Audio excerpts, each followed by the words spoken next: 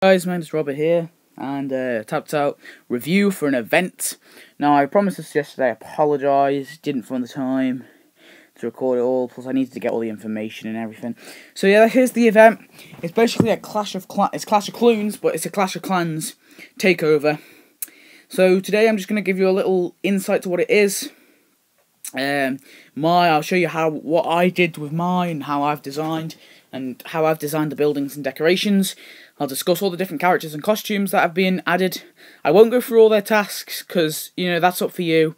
And I don't go through the quest line either.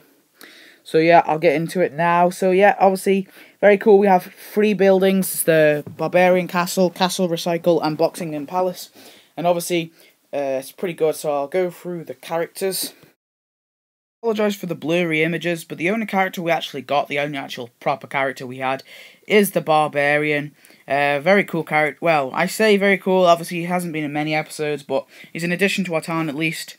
You unlock him straight away, just like that, as soon as you start the event. Definitely an okay addition. This is a Barbarian costume for Homer, again, pretty cool, comes with the main castle. Archer Lisa that came with the Castle Recycle. Again, a pretty cool costume for Lisa, something unique I suppose. So yeah, some pretty cool tasks with this character as well. So yep. There was Goblin Bar, came with Castle, or Boxing Castle. Apologies for the blurry image again, and obviously another costume for Bart. I think this is actually, yeah, this is the first costume for Bart, so, at least we've got one for Bart now. And we got a costume for each member of the Simpsons, including Grandpa, because we got gorgeous Grandpa. So yep, final character was actually Wizard Marge. This actually came as one of the prizes you can unlock. Now I won't go through all the prizes because I will go through all the prizes later actually. So yeah, that's another character. So I'm just going to move on to my town and tell you I'll show you what I did with my design of the castle. So I know I can't fit the whole thing in, but I didn't make it too big because I do have some, obviously they added land, which is a good thing about this update. But again, I still don't have that much room for it because I want to sort of spread my designs out. It's not the best of designs, I understand, and people can comment and say it's bad. I'm feel free to and tell me how to improve because I don't mind. So I've got some chicken coops. I've put them in the corner there, and then I've sort of made a big fort and then two little forts inside the fort. I thought that looked better, better than having them all sort of spread out, because I want to keep all the sort of stuff from this update all in one place, just like I did with the Stonecutter update and with the Easter not with the Easter update. I spread them out, but they're all sort of related, so I thought I'd put them all together. Obviously got hot air balloon at the back, some haystacks. They're pretty cool decorations. Obviously the recycle walls and the towers and the Boxing Palace towers, and I've added some bushes and some flowers to make it better. They got the Barbarian Homer statue there in front of the main castle.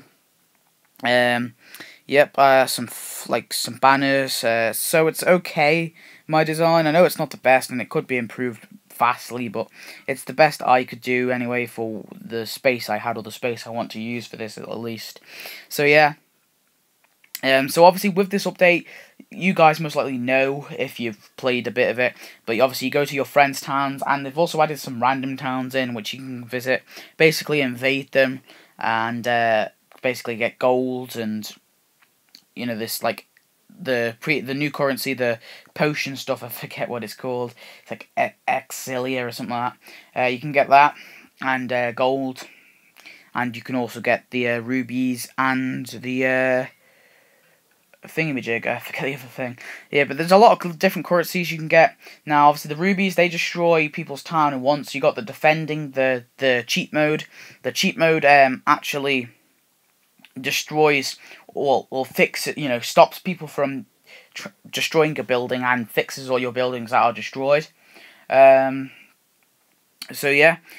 So it's a good strategy. It's like a strategy game sort of thing. Well, not really, because it's easy to complete.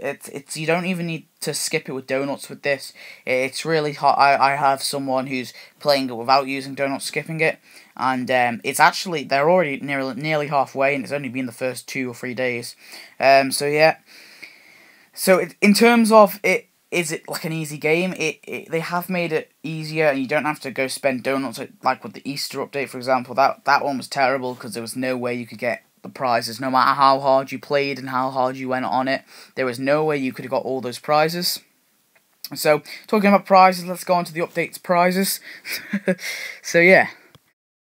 Prizes, the personal prizes, they are actually hard to find, and I wasn't too sure how this update was going to work, but some of the prizes you can get, obviously the first prize is Homer Barbarian and Barbarian Homer. Then we have Castle Recycle with Archer Lisa. Then we have, I think it's a box tower, or it's a tower at least, or something. I'm not too sure what that is, and it also comes with one of your rubies. Then we have Boxing in Palace with Goblin Bart. Then we have Wizard Marge.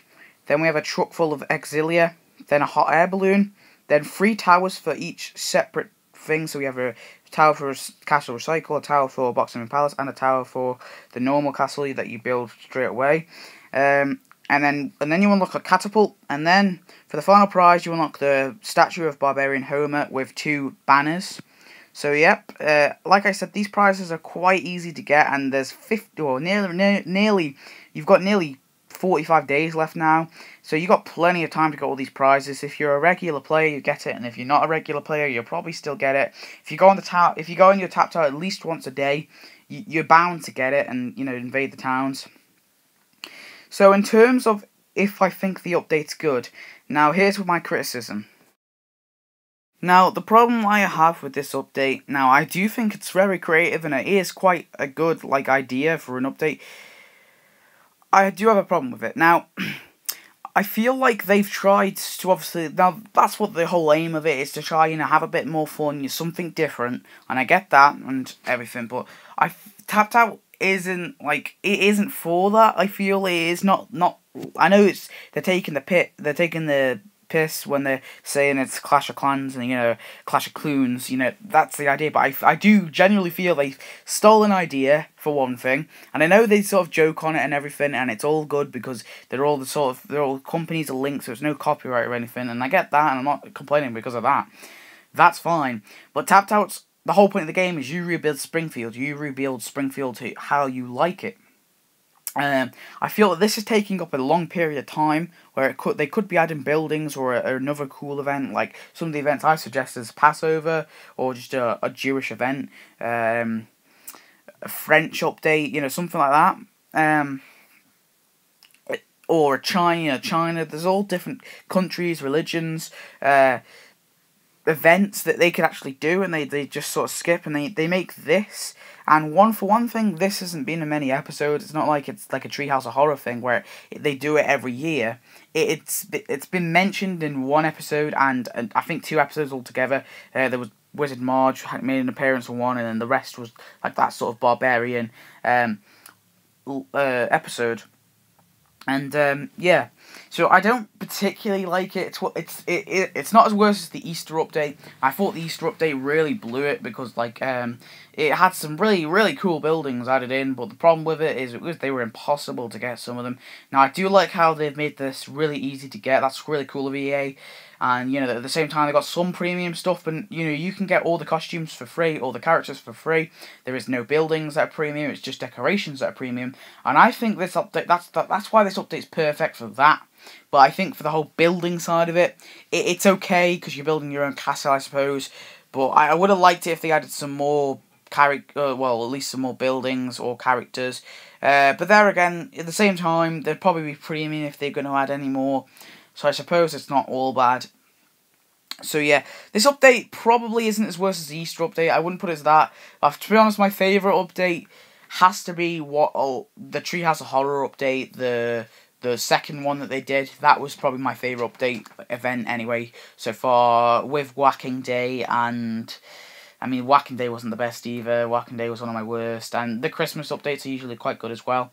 So yeah, I hope you've enjoyed this video, guys. Sorry I went on a bit about why I didn't like it and why I did like it. I just like to get a criticism, and, if you don't like the style of this video, it will be changing soon. I will get proper video and not just over pictures. It's just a problem I don't have a computer to record with my Elgato at the minute, so there is no iPad videos currently. I don't want to do them with a low quality camera either, because people wouldn't like that.